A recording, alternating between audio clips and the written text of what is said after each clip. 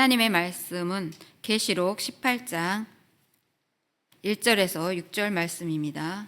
다 같이 교독하도록 하겠습니다.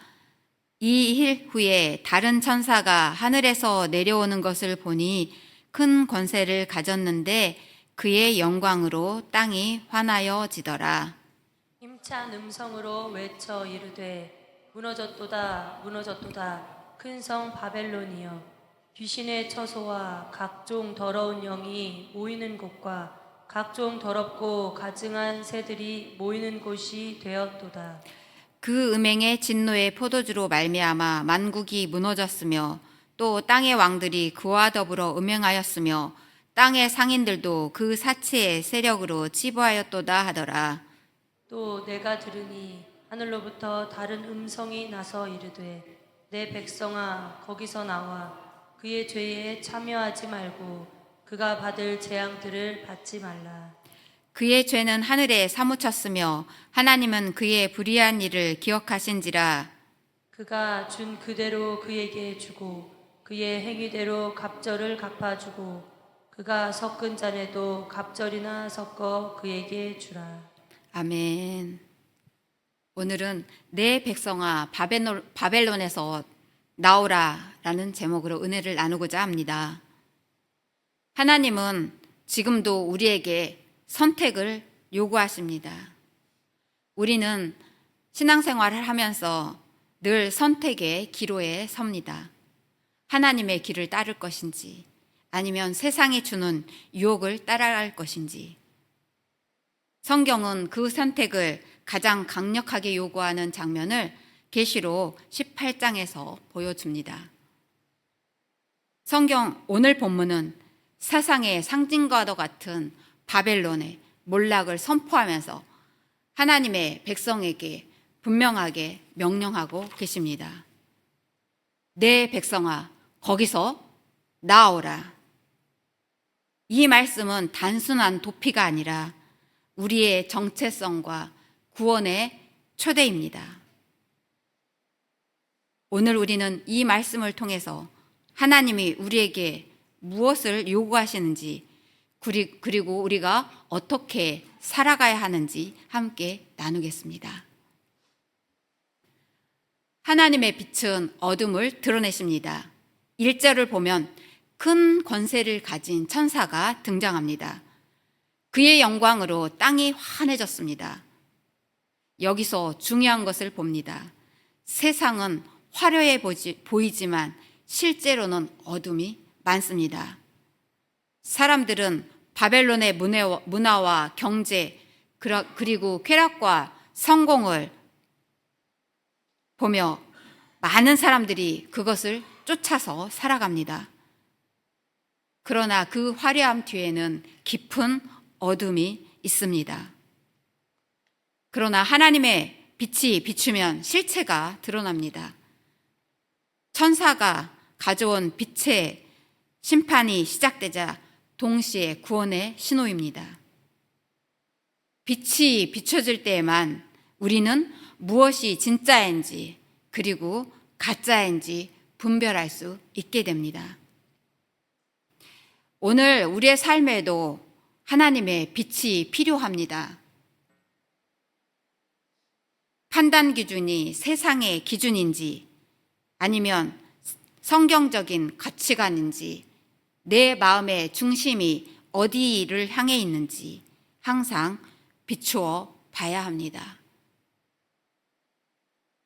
저도 어떤 때 이런 것들을 겪냐면요.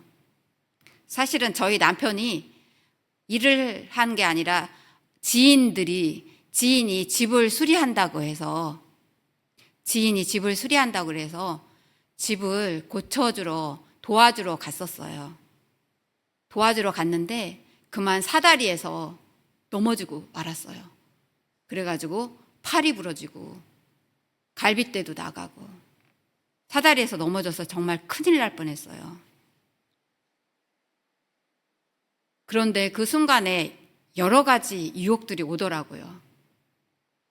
남편이 이제 회사에서 어느 정도 인정을 받았기 때문에 산재로 신청을 하면은 많은 돈을 받을 수 있다는 거예요.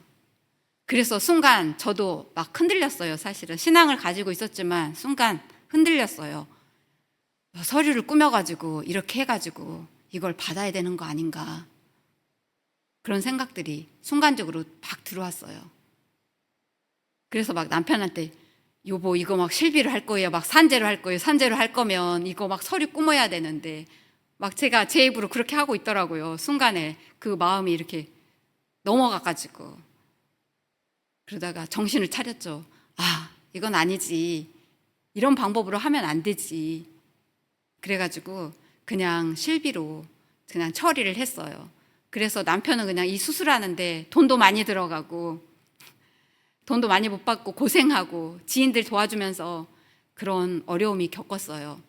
그런데 제가 그 빛 가운데 제 마음을 들켰어요. 흔들리는 제 자신을 보면서, 아, 내가 요거밖에 안 되나, 아, 내가 하나님 사랑하고 말씀대로 산다고 하면서 정말 이 정도밖에 안 되는구나, 너무 부끄러웠어요.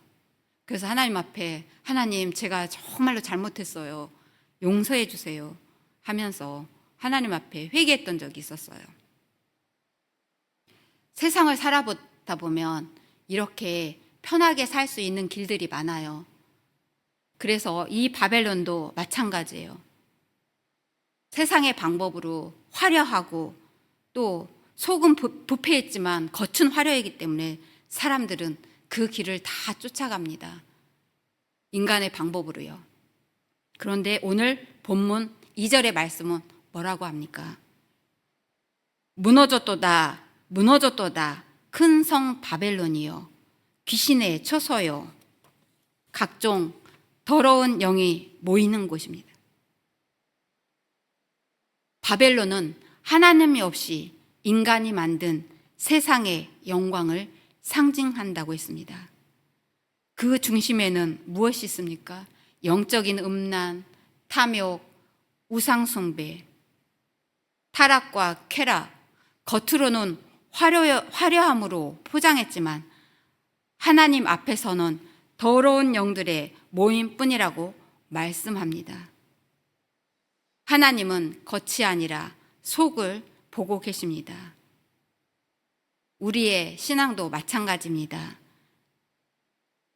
예배를 잘 드리고 때로는 겉으로 화려하게 보이지만 정말 내 안에 하나님의 말씀이 채워져 있는지, 아까 제가 말씀한 것처럼 그 말씀이 내 안에 있지 아니하면 세상의 유혹을 따라서, 순간적인 유혹을 따라서 그것에 흔들릴 때가 많기 때문입니다. 내 마음에, 그리고 누가 또 조금만 잘 됐다 그러면 시기하고 질투하고, 특히 우리 안에는 남을 밟으려고 하는 교만한 마음이 쑥쑥 올라올 때가 있습니다. 내가 남보다 좀 낫지, 내가 저 사람보단 낫지, 그런 교만한 마음이 우리 안에 올라올 때가 많습니다. 이것이 작은 내 안의 바벨론입니다. 이 작은 바벨론을 이길 수 있는 것은 하나님의 말씀이 법인 줄 믿습니다. 온 세상은 바벨론의 포도주를 마셨습니다. 이것은 바벨론의 영향 안에 전 세계가 미쳤다는 것입니다. 모든 나라가 그의 음행의 진노의 포도주를 마셨다. 여기서 말하는 포도주는 유혹과 타협을 상징합니다.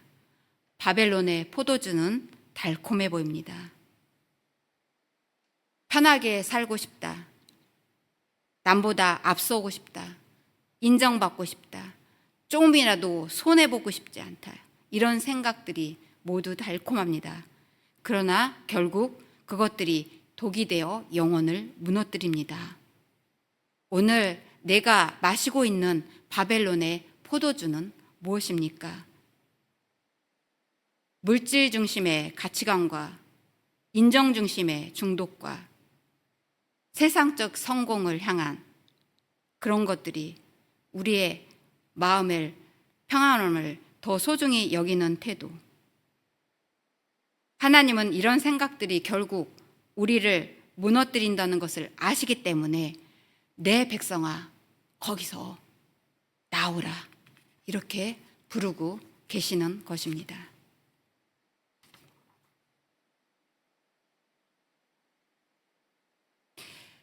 하나님은 명령합니다. 내 백성아 거기서 나오라. 그 죄에 참여하지 말고 그가 받을 재앙을 받지 말라. 그러기 위해서 우리가 가져야 할 태도는 무엇일까요?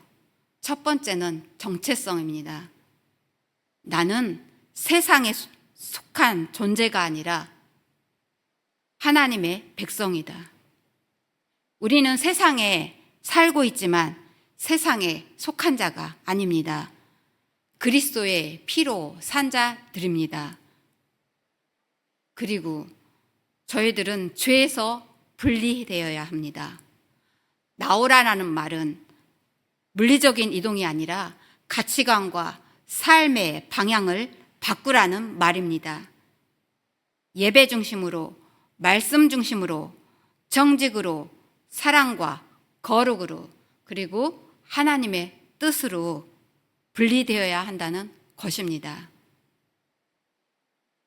그리고 심판을 피하라고 주님은 말씀하고 계십니다. 바벨론의 끝은 화려한 종말이 아니라 파멸입니다. 하나님은 그 파멸 속에서 우리를 구하시려고 부르십니다. 하나님의 경고는 언제나 구원의 외침입니다. 하나님은 악을 잊지 않으십니다. 5절과 6절 말씀을 한번 보시겠습니다. 다 같이 읽어보도록 하겠습니다. 그의 죄는 하늘에 사무쳤고 하나님은 그의 불의한 일을 기억하셨다. 그가 준 그대로 그에게 주고 그의 행위대로 갑절을 갚아주고 그가 섞은 잔에도 갑절이나 섞어 그에게 주라. 바벨론은 한때 전 세계를 지배했습니다. 경제적으로, 문화적으로, 군사적으로 누구도 넘겨볼 수 없는 줄 알았습니다. 그러나 하나님 앞에서는 한순간입니다. 하나님의 공의는 반드시 이루어집니다. 성도들은 때로는 억울할 때가 있습니다. 정직하게 살 때 우리는 때로는 억울할 때가 있습니다. 타협하지 않아 외롭기도 합니다. 그러나 하나님은 우리의 걸음을 기억하시고 세상의 불의도 기억하십니다. 하나님의 공의를 믿는 자만이 흔들리지 않습니다. 그러면 우리는 어떻게 하면 이 바벨론에서 나올 수 있습니까? 첫 번째, 말씀의 기준을 되찾아야 합니다. 세상의 기준이 아닌 말씀의 기준으로 선택해야 합니다. 말씀이 흔들리면 가치관도 흔들립니다. 두 번째는 영적인 민감함을 회복해야 합니다. 바벨론은 처음부터 무너지지 않습니다. 조금씩 타협하며 영혼을 잠식합니다. 예배를 가볍게 여길 때, 죄를 죄로 여기지 않을 때, 마음이 하나님보다 세상으로 기울 때, 이때 빨리 일어나야 합니다. 세 번째는 신앙 공동체 안에 머물러야 합니다. 바벨론은 개인을 홀로 만들지만 하나님의 나라는 공동체에 뿌리를 내립니다. 서로 기도하고 돌아보고 격려하며 세상 속에서도 믿음을 지키도록 돕습니다. 작은 순종을 실천해야 합니다. 하나님은 우리에게 갑자기 큰 요구를 하지 않으십니다. 오늘도 내가 할 수 있는 작은 순종부터 시작하면 됩니다. 정직한 기도, 미움 대신 용서, 나 중심 대신 하나님 중심, 세상 중심에서 영적 가치 중심으로 작은 순종이 쌓일 때 우리는 바벨론에서 멀어지고 하나님의 나라의 사람이 됩니다. 말씀을 맺습니다. 하나님은 우리를 심판으로 부르지 않으시고 구원으로 부르셨습니다. 오늘 말씀은 심판의 경고 같지만 사실 하나님의 사랑의 외침입니다. 내 백성아, 거기서 나오라. 이 말씀은 두 가지를 말씀하고 있습니다. 우리는 바벨론에 속한 존재가 아닙니다. 세상은 우리의 집이 아니며 우리는 영원한 하나님 나라의 백성입니다. 하나님은 우리를 보호하시기 위해 부르십니다. 심판에서 건져내려고, 죄의 어둠에서 빛 가운데로 인도하려고, 세상에 흔들리는 우리를 다시 세우려고 부르십니다. 오늘 이 말씀 앞에 결단하겠습니다. 바벨론의 가치에서 나오겠습니다. 죄의 유혹에서 벗어나겠습니다. 하나님의 백성답게 살겠습니다. 빛 가운데 서겠습니다. 하나님께서 우리에게 힘주시고 주의 백성을 어둠에서 건져내어 영원한 빛의 나라로 인도하실 것을 믿습니다. 다 같이 기도드리시겠습니다. 참 좋으신 하나님 아버지, 감사합니다. 세상은 아버지 화려함으로 가득 차 있습니다. 그러나 세상을 따라갈 때 우리는 영원히 죽을 수밖에 없습니다.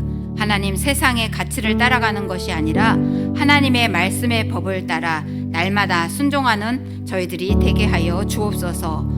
하나님이 우리에게 그 바벨론에서 나오라, 내 백성아 나오라 말씀하셨사오니 하나님 아버지, 우리의 삶 가운데, 나의 마음 가운데 하나님 아버지 교만과 또 작은 바벨론을 들여다보면서 늘 말씀으로 순종하는 저희들 되게 하여 주옵소서. 오늘도 사랑하는 마음으로 하나님 예물 올린 성도들이 있습니다. 새빛 찬양단 리더로 세워지는 이혜훈 집사에게 성령 충만, 은혜 충만, 모든 영광 하나님께 올려드리게 인도하옵소서. 1,000번째 예물 드립니다. 이슬미 청년 1,000번째 예물 드렸습니다. 오하엘, 오하랑, 오하겸 어린이 1,000번째 예물 드렸습니다. 예물 드린 손길에 하나님 축복하여 주시고 하나님 은혜 부어 주옵소서. 오늘도 하나님 아버지 귀한 주일 믿음으로, 말씀으로, 성령으로 살아가는 귀한 날 되게 하여 주시고 하나님을 기쁘시게 하는 작은 것에 감사하며 순종하는 저희들 되게 하여 주옵소서. 감사함을 드리오며 예수님의 이름으로 기도드렸습니다. 아멘.